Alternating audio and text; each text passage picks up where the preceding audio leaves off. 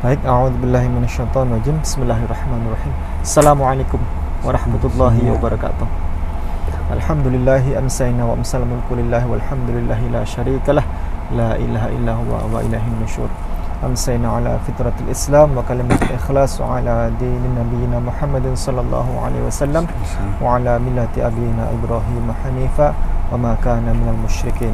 Alhamdulillah, sore hari ini kami di atas kendaraan perjalanan dari safari dakwah di Jakarta untuk mengurus beberapa mu'alaf dan bersama para saudara-saudara kami juga, kawan-kawan, para relawan dari mu'alaf Sentra Sofi. Alhamdulillah, pada sore hari ini kita akan membahas satu hal yang sangat menarik, yakni dulu Pak Dance, Tuan Guru Mr. Dance Mumek itu pernah menyampaikan kepada saya bahwa ternyata di Alkitab itu diajarkan tentang puasa Senin Kamis. Kemudian kita cari dalilnya, ada di Lukas pasal 18 ayat 12. Itu jadi dalam Islam itu ada puasa sunnah Senin Kamis, dan ternyata juga diajarkan di dalam Bible. Bisa dibantu, ini Pak Ricci, beliau bersama kami, mualaf yang tangguh ya. Beliau sekarang insya Allah, mudah-mudahan mohon doanya, kalaupun lancar, beliau sekarang menempuh satu fase berikutnya. Ini sudah pendidikan di pondok pesantren. Beliau akan antara menikah atau menempuh jalur pendidikan ya. Perkuliahan. Monggo Pak Ricci. Bismillahirrahmanirrahim. Assalamualaikum warahmatullahi wabarakatuh. Waalaikumsalam warahmatullahi wabarakatuh. Baik, ini langsung saja saya bacakan dalilnya tentang berpuasa 2 kali seminggu sebagaimana disampaikan oleh Dance Mumek dalam Lukas pasal 18 ayat 12, yaitu aku berpuasa 2 kali seminggu, aku memberikan 1/10 dari segala penghasilanku. Aku berpuasa 2 kali seminggu, aku memberikan 10 dari seluruh penghasilanku. Nah, di sini ini adalah suatu hal yang menarik. Bagaimana berpuasa 2 kali seminggu itu ketika orang muslim melaksanakan itu juga yang disebut dengan puasa Senin Kamis. Maka betul sekali apa yang dikatakan Dance. Ini yang dalam ayat ini, dalam perikopnya ini, orang Farisi yang taat. Dia berdoa kepada Allah dan membandingkan dirinya dengan, di situ ada 2 orang, dengan seorang pemungut cukai. Nah, profesi pemungut cukai pada saat itu adalah profesi yang negatif pokoknya, pemungut cukai itu. Dan orang Farisi yang taat ini membandingkan dirinya dengan pemungut cukai itu dan berdoa kepada Allah bahwa dia ini bukan perampok, bukan pencuri, pokoknya bukan orang yang membuat dosa, yang taat, dan dia bersyukur atas semua kemudahan dalam dia menjalankan ketaatan kepada Tuhan, kepada Allah, yaitu dia dengan melaksanakan puasa. Wujud dari rasa syukurnya dia menjalankan puasa 2 kali seminggu, 2 kali. Ya, kalau zaman sekarang kan puasa Senin Kamis, kalau zaman dulu kan belum ada apa hari-hari ya Ustaz ya, belum ditemukan. Dan dia juga menjalankan sedekah juga, sama sedekah dari penghasilannya 10% dijalankan. Ini untuk tanda bersyukur bahwa dia ini tetap dijaga keistiqomahnya dalam menjalankan ketaatan pada Allah Subhanahu wa taala. Nah, begini Pak Ricci, Gus Ricci, ini yang menarik. Yang menarik adalah ketika saya pernah bertemu dengan Bapak Saifuddin Ibrahim dan ada Mbak Siti Amanah. ada Mbak Deborah di situ. Ya. Ketika saya tanyakan tentang pedang, ya, Yesus mengangkat pedang, itu pedang disebut sebagai pedang rohani. Kemudian ketika saya tanyakan tentang puasa, itu puasa rohani. Jadi dalam hal ini perpuluhan. Jadi orang Farisi ini membayar perpuluhan dan sekaligus ia berpuasa juga. Artinya puasa ini bukan puasa rohani. Pastilah. Puasa 2 kali seminggu dia. 2 kali seminggu yang sebagaimana orang Islam kerjakan. Puasa fisik yang dilaksanakan. Puasa fisik. Sebagaimana begini, ada cerita, satu kisah menarik. Ini yang sering kali tapi sekarang sudah tidak berlaku.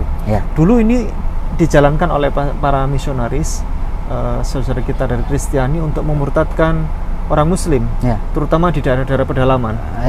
Jadi para saudara kita misionaris ini mengunjungi orang Muslim ke tempat-tempat di pedalaman itu, mendatangi dan menunjukkan surat Al-Baqarah ayat 183 yang berbunyi a'udzubillahi minasyaitonirrajim bismillahirrahmanirrahim ya ayyuhalladzina amanu taqullaha, bukan itu, ya ayyuhalladzina amanu kutiba alaikumussyam kama kutiba alal ladzina min qablikum la'allakum tattaqun. Wahai orang-orang yang beriman, diwajibkan kepada kalian untuk berpuasa sebagaimana diwajibkan atas kaum sebelum kalian agar kalian menjadi orang yang bertakwa.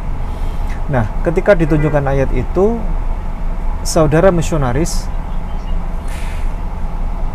itu menyampaikan kepada orang Muslim, hai orang Muslim, siapa kaum sebelum kalian ini?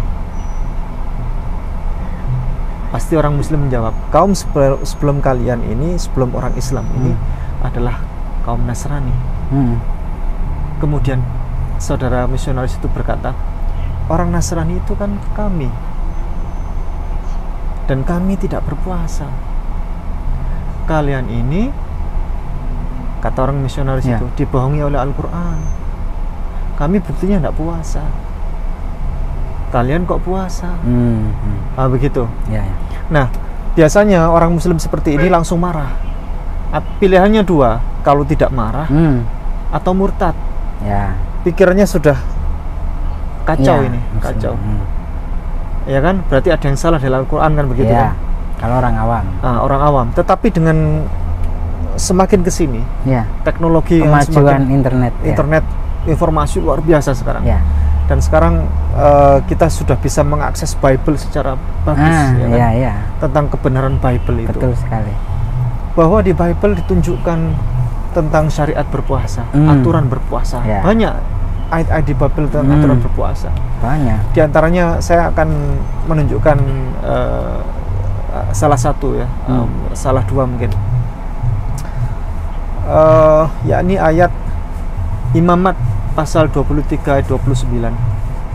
Pasal 23 ayat 29, yakni barang siapa yang tidak merendahkan dirinya dengan cara berpuasa, maka wajiblah dilenyapkan atas kaum sebangsanya, kan begitu.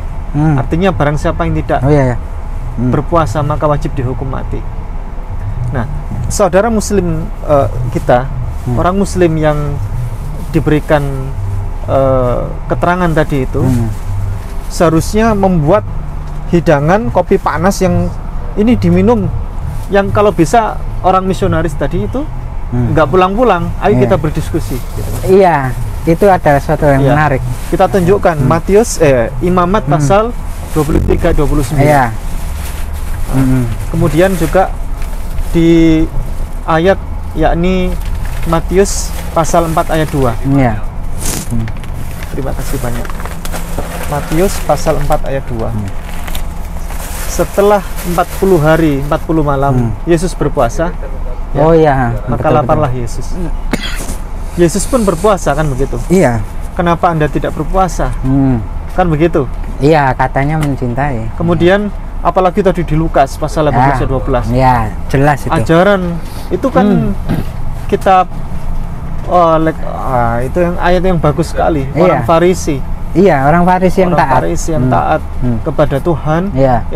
Aku berpuasa 2 kali seminggu. Dan aku juga membayar 1/10 dari penghasilan. Sedekah itu. Sedekah. Jadi perpuluhan yang wajib di dalam ajaran Kristen sekarang itu bagus. bagus. Tetapi harusnya ikut berpuasa Puasa juga. Jadi jangan diambil yang puasanya puasa rohani, perpuluhannya perpuluhan fisik. Mana ada pilih-pilih firman Tuhan, dipilih-pilih yang enak. Kan itu firman Tuhan. Kok kayak manusia itu mendekati apa yang disyariatkan oleh Tuhan pencipta. Baik, begitu barangkali ini singkat tapi padat, luar biasa. Insya Allah mudah-mudahan bermanfaat. Kapan-kapan lagi kita akan coba untuk mengulas ini. Mungkin ada versi lain dari Pak Danja. Pak Guru Pak Danja akan membahas tentang puasa Senin Kamis yang ada di Bible ini. Menarik.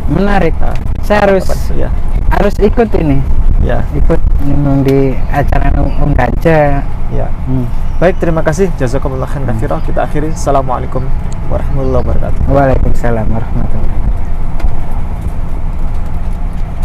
Iya.